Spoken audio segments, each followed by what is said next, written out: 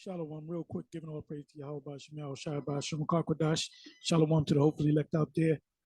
And I'm actually put it on, I actually clicked on the Minister of Wellness in this video that I spoke about in the last video. And it's a premiere as of 30, well, it says 30 watching, started 12 minutes ago. Now he's going into the justification of not eating lamb. And he just said, this is what prompted me to do this video. He said that the Lord didn't eat lamb. He just broke bread and drank wine, but he didn't eat lamb. Yeah, Jake just does what they do what they want to do.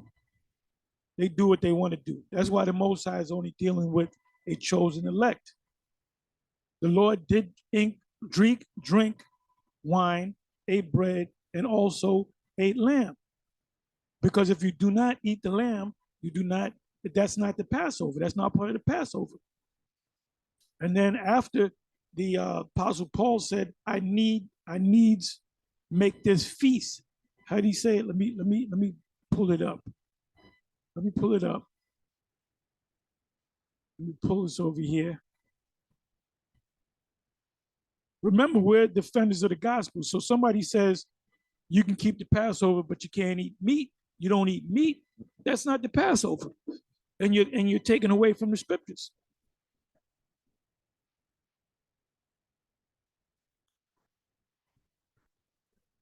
Let me see. How is this writing? Feast. Let me put in feast. Let me put in feast.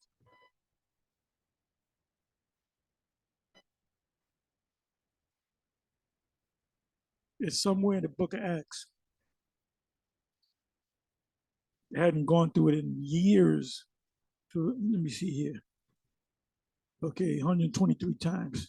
I'm going to narrow it down.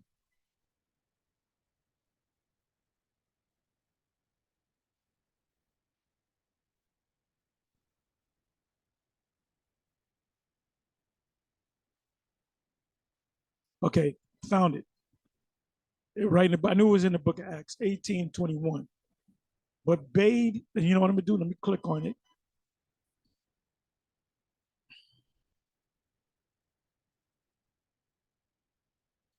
See, this guy, this individual, Nathaniel Jordan, the minister of wellness, he's not coming through the straight gate. You know, he should have came under GMS or really GMS. So I'm just I'm going up a couple of verses.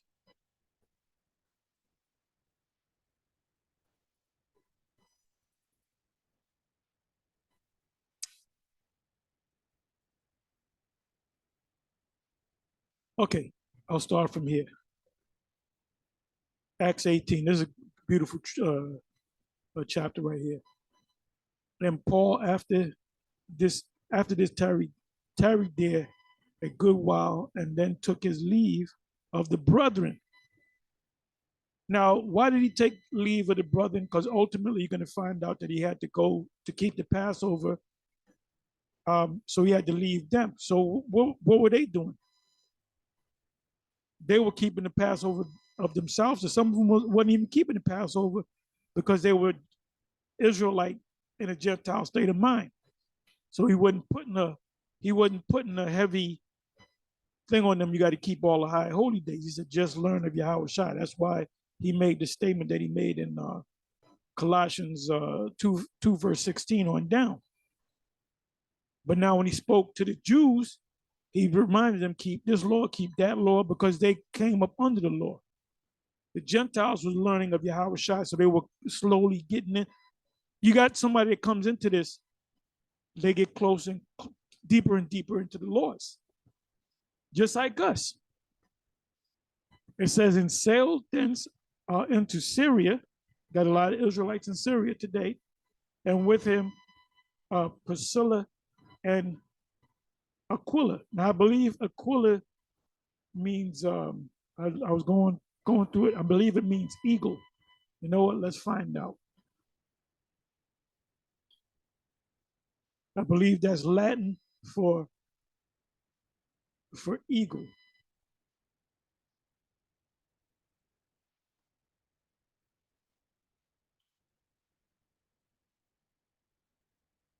Yep, I was right. I'm good. Probably Latin, Aquila, and eagle. A Jew of Pontus, a tent maker, a, a convert to the Messiah, companion and ally of Paul, and propagating the truth, which is Christianity.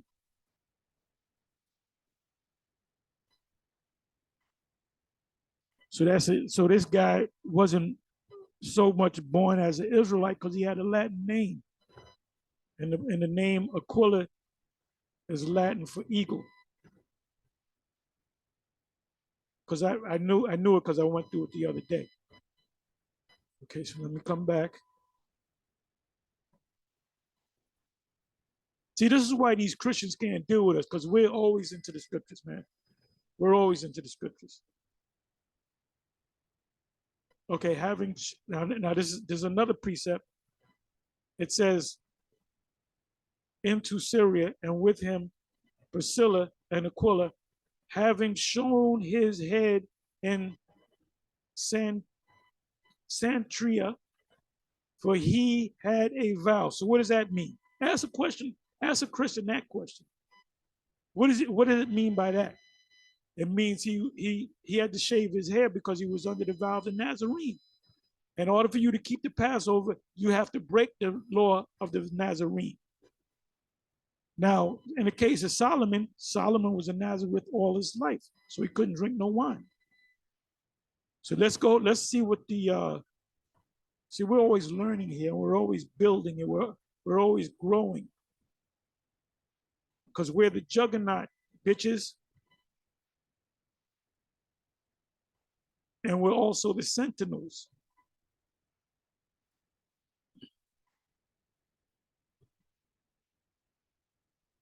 By the way, the sentinels in the Matrix were the good guys. Agent Smith was a good guy. Okay, so let's see this thing come up. Let me read the last part. Having shown his head in San uh, Chiria, for he had a vow. So let's see what these people.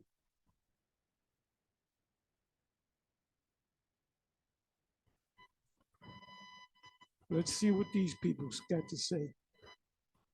Let me go to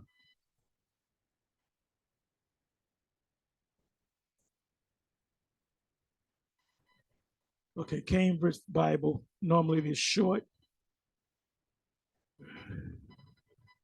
Okay, it says, having shown his head in Centria, for he had a vow. Let's see what they say. Oh, number 6. We can observe all through the narrative of the Acts that St. Paul, although the apostle of the Gentiles, meaning Israelites in a Gentile state of mind, coming out of that mentality, did not cease to regard the festivals and ceremonies of the Jews. Why? Because the apostle Paul was an Israelite of the tribe of Benjamin. And things which did not militate against the Christians' liberty. For some reason, either during sickness or in the midst of his conflict at Corinth, he had taken a vow upon himself of the nature of the Nazarite vows. So why did the commentators say that if that's not in the scriptures? Because they know the scriptures. They know how the scriptures work. When they said he's shown his head, that's what you do when you break the vow of a Nazarene. So they gave the answer. It says Numbers. Let me do this. Let me go to Numbers.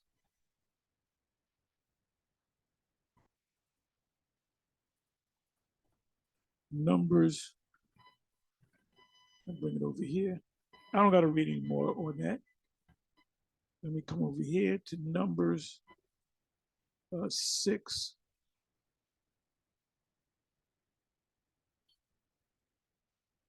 Law of the Nazarene.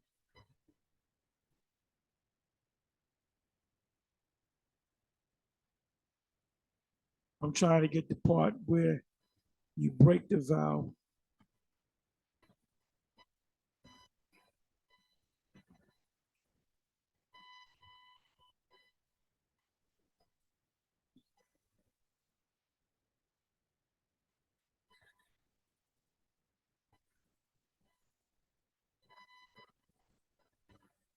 Okay, right here, 18 verse. Let me go to 17. You really got to read the whole chapter. The 17 verse, 16 verse. And the priest shall bring them before Yahweh and shall offer his sin offering and his burnt offering. And he shall offer the ram for a sacrifice of peace offerings unto Yahweh with the basket of unleavened bread. So unleavened bread didn't come about with the Passover; it came about with other rites. The priest shall offer also the meat offering and his drink offering. And the Nazarite shall shave the head of his separation at the door of the tabernacle of the congregation, and shall take the hair of the head of his separation and put it in the fire, which is under the sacrifice of the peace offering.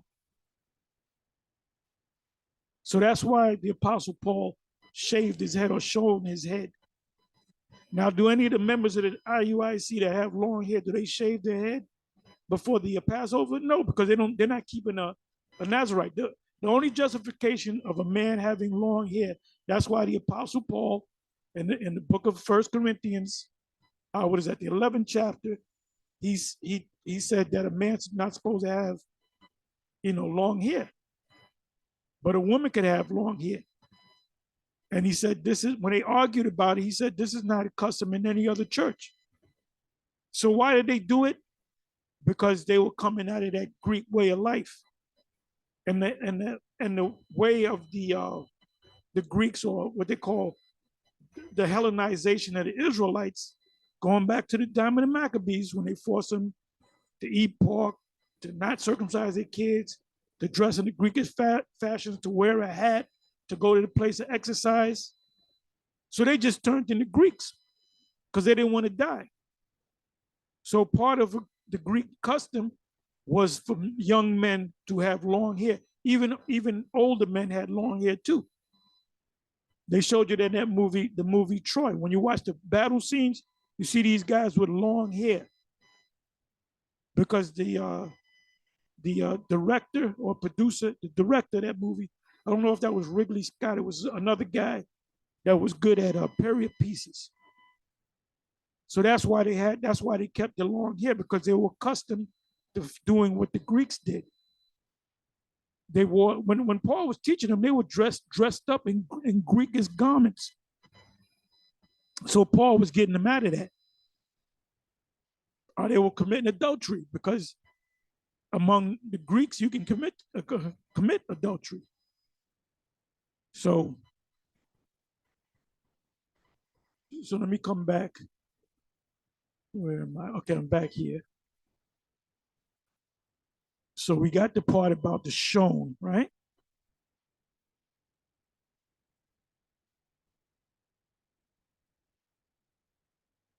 It says, and sailed thence into Syria, and with him Priscilla and Aquila, having shaved his head in Sanchia, for he had a vow. What was the vow? The vow of the Nazarite. Because that's the only vow that you take, that when you break that vow, you shave your head. And he came to, and there's many things that you did besides shaving your head. You burnt your hair. And he came to Ephesus and left them there. Left who there? Priscilla and Aquila and others. But he himself entered into the temple. The word there's supposed to be temple, and reasoned with the Jews, meaning the Israelites. Oh, let me look up the word Priscilla. Let me look up the word Priscilla.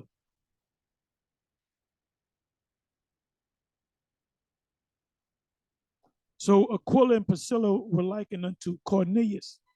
Cornelius had a Greco-Roman Latin name, and it means seed. Scholars will tell you it means horn. It doesn't mean horn. It means seed, kernel, not corn, not corn, cornel, but kernel, which is a seed.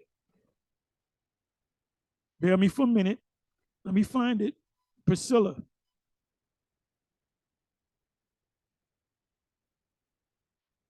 Greek is a Greek word, Greek name. Priscilla, meaning ancient. A Christian woman, the wife of Aquila, which means eagle. So these were Gentile Israelites, you can say. So now let's come back over here. Let's read the rest of it.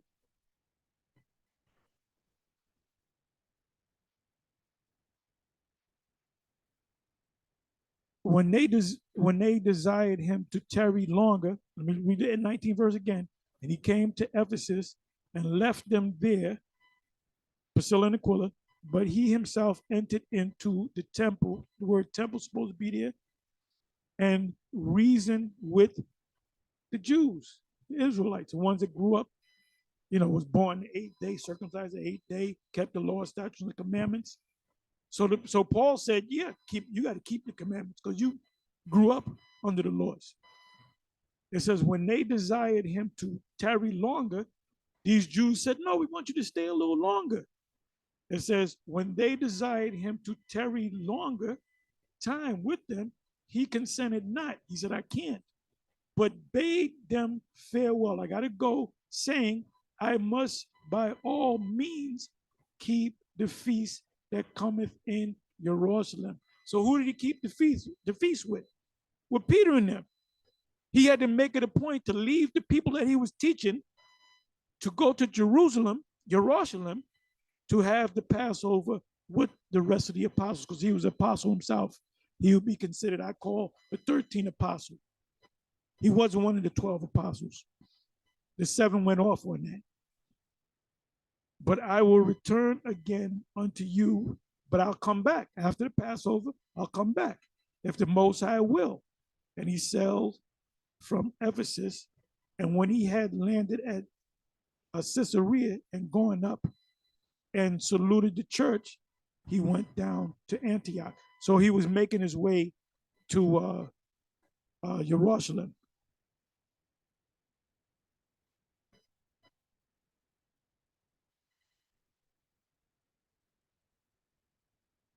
Now, anyway, I was close on that. Shalom.